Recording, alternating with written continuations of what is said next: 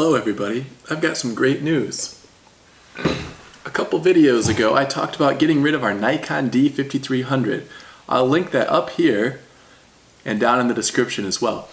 But basically we've loved our Nikon D5300. It's been a great camera for us. We got it 4 years ago and it's been a great photo camera, but as we've gotten a little bit into making videos and especially even just taking family videos, it's been lacking in one key feature: autofocus. And so after a lot of debate about what camera to get and how much to spend on that camera, we've got the solution right here. It's the Canon M50. Now, how I arrived at the M50 will be a completely different video, but today it's going to be the M50 unboxing. So let's see everything that we got. Let's start with the camera itself.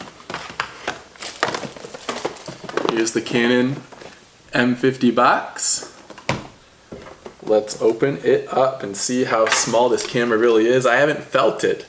I'm going based on stats, reviews, specs, stats, reviews, and kind of seeing that it met my needs. Here's a bunch of stuff I'll never look at.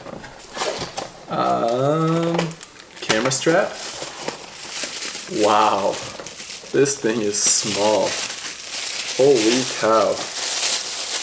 Jeez. I didn't think it was going to be this small. It feels heavier than I thought too. I thought it'd be a lot lighter based on some of the stuff that I read. It's got a great flip out screen and wow. All right, let's see what else is in that box, shall we? Battery charger.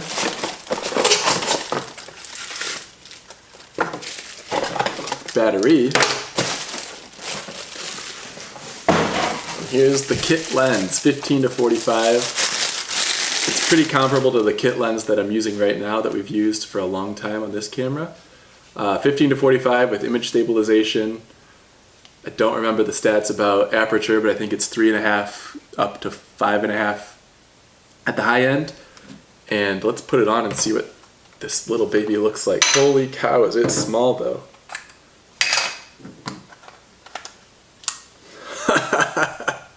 That's so small. How cool.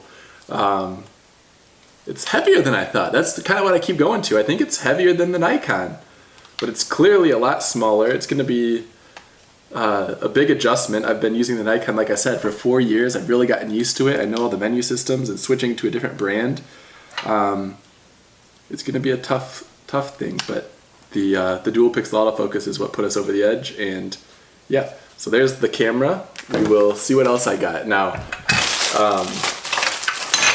I went a little bit crazy and bought a couple lenses here. This is a lens case.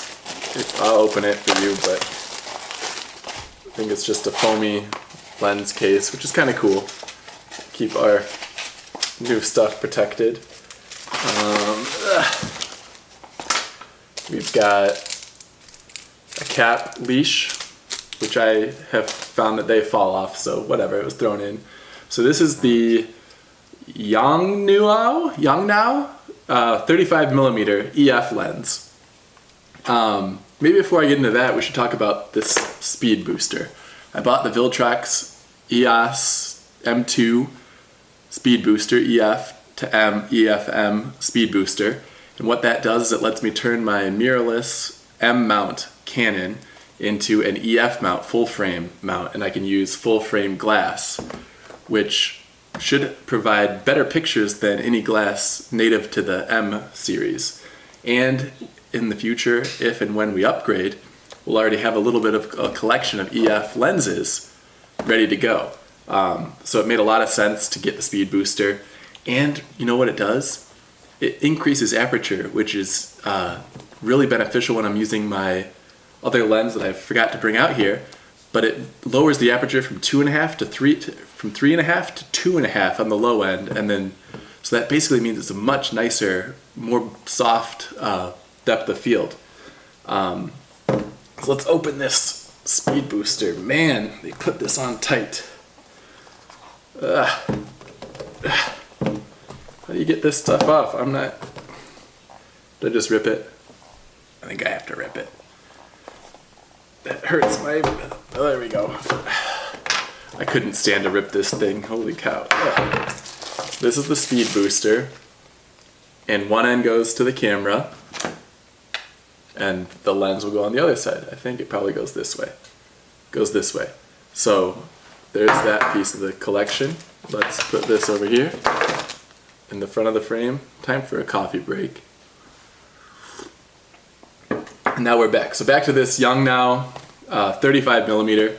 I saw someone read a couple things about how 35 millimeter is the preferred distance for a lot of walk around shooting. And so I figured, you know, for 80 bucks, might as well give it a try. It had decent reviews, had decent photos, and it was pretty cheap. So it should do the job for us. You know, we don't really know what we're going to be getting into here with photography and videography, but having flexibility in a couple choices, especially low price choices, seems to be a decent idea. It's autofocus and manual focus. The negative of this lens is that the motor is supposedly a little bit loud. There's a little bit of a shake to it when I shake it, I'm just realizing here, but that's okay. Alright, cool. That's the 35 millimeter. Now, next up, if you get into the Canon system, you have to get the nifty 50. So I got the 50 millimeter 1.8 STM lens. STM is supposedly better for video because the motor is quieter, even though it's not as fast. So some photographers and the higher end lenses have a different motor system that's louder but faster. And I preferred a little slower and quieter because on our current camera, you can definitely hear the motor, and that's not always the best thing. So that's a nice small lens. Let's compare it to the 35. They're about the same size, which is a little surprising. I don't know how lenses work, but you'd think 35 would be smaller, but who knows? There's that and that. And I will be right back. I forgot one last thing. All right, so this is the last thing I ordered. It is the Canon 24 to 105. 24 to 105 with image stabilization. It's an EF mount lens. I believe the aperture is 3.5 to 5.5. It's the kit lens that comes with a lot of the full frame cameras. If you opt for a kit lens with your full frame camera body. But I thought it was necessary to use with the speed booster in this to kind of get more of a full frame look and have a zoom ability. And it was $320